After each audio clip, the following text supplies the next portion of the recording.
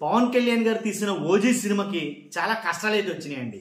అదంతా చెప్తాను. ముందైతే నేను ఒక విషయం చెప్పాలి, ఎందుకంటే బాగా వైరల్ అవుతుంది పవన్ కళ్యాణ్ గారి నుంచి ఒక విషయం.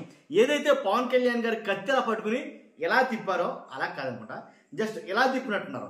ఆ తిప్పే విధానంలో వెనకాల సెక్యూరిటీ ఆయనకి జస్ట్ మిస్ అనమాట, జస్ట్ కొంచెం వాసులు వెంట్రుక వాసులో ప్రమాదం తప్పిందని ఈ వార్త అయితే కనుక ఎక్కువ హల్చల్ చేస్తుంది. ఏంటంటే పవన్ కళ్యాణ్ గారు చూసుకోవాలి కదా, తేడా వస్తే ఏంటి పరిస్థితి అంటే ఇలాంటివి అలాంటి అంతమంది జనంలో అలాంటివి చేయడం కరెక్ట్ కాదు కదా అని పవన్ కళ్యాణ్ అభిమానులే చాలా మంది అయితే కనుక క్వశ్చన్ చేస్తున్నారట. ఏదేమైనప్పటికీ అలాంటి సంఘటనలు చెదురు మొదలు జరుగుతూ ఉంటాయి. అది కాదు మన వార్త. అసలు విషయం ఏంటనే చెప్తాను. ఫస్ట్ అయితే లైక్ చేయండి, ఎక్కువ మంది తెలియాలిగా, కానీ మీరు లైక్ చేస్తే ఎక్కువ మంది చేస్తారు. లైక్ చేయండి మీ వాళ్ళని చెప్తాను, అంతేకాదు నాకు కూడా మోటివేషన్గా ఉంటుందని చెప్తాను. కొత్తగా మన ఛానల్ ఇస్తే పక్కాగా సబ్స్క్రైబ్ చేయండి. మీ అమూల్యమైన అభిప్రాయాన్ని కామెంట్ రూపంలో తెలియజేయండి. ఏంటంటే విషయం ఏంటంటే పవన్ కళ్యాణ్ గారి సినిమా ఏంటి ఏదైతే ఉత్తర అమెరికాలో మ్యాక్సిమం అన్ని షోలు రద్దు చేసేసారు. పవన్ కళ్యాణ్ గారి సినిమా రద్దు చేయబడింది ఉత్తర అమెరికాలో.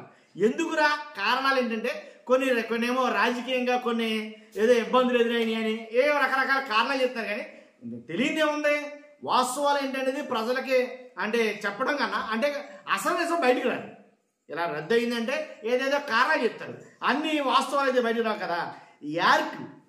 యార్క్ సినిమాల నెట్వర్క్ ఏదైతే ఉందో ఉత్తర అమెరికాలో పవన్ కళ్యాణ్ నటించినటువంటి ఓజీ సినిమాకు సంబంధించిన కొన్ని షోలను రద్దు చేసింది.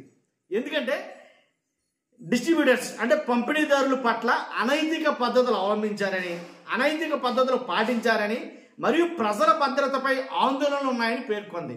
మరి పంపిణీదారుల వల్ల ప్రజల భద్రతగా ఏంటని నాకు అర్థం కాలేదు అసలు. వాస్తవం వాళ్ళు చెప్పుకొచ్చింది అనమాట. ఇది యార్క్ సినిమాల నెట్వర్క్ వాళ్ళు ఎందుకు రద్దు చేశారు ఆ సినిమాని అంటే ఈ కారణాలు చెప్తున్నారు. వాళ్ళు ఏంటి అనైతిక పద్ధతులు పాటించారంట పంపిణీదారులు మరియు ప్రజల భద్రతపై ఆందోళనలు ఉన్నాయని పేర్కొంది. ఈ నిర్ణయం సినిమా విడుదలకు కేవలం 2 రోజుల ముందే తీసుకోబడింది మరియు అడ్వాన్స్ బుకింగ్స్ చేసుకున్న వారికి డబ్బులు తిరిగి చెల్లిస్తామని సంస్థ ప్రకటించిందంట. క్యాన్సిలేషన్ ప్రధాన కారణాలు ఏంటంటే పంపిణీదారుల అనైతిక పద్ధతులు. సినిమా పంపిణీలో భాగంగా డిస్ట్రిబ్యూటర్స్ పంపిణీదారులు కొన్ని అనైతిక పద్ధతులను అనుసరించారని ఇది యార్క్ సినిమాల నెట్వర్క్ నిర్ణయానికి ఒక ముఖ్య కారణమని నివేదించారు. అలాగే ప్రజల భద్రతపై కూడా కొన్ని ఆందోళనలు ఉన్నాయి, ప్రజల భద్రతకు సంబంధించి కొన్ని ఆందోళనలు ఉన్నాయని కూడా పేర్కొనింది.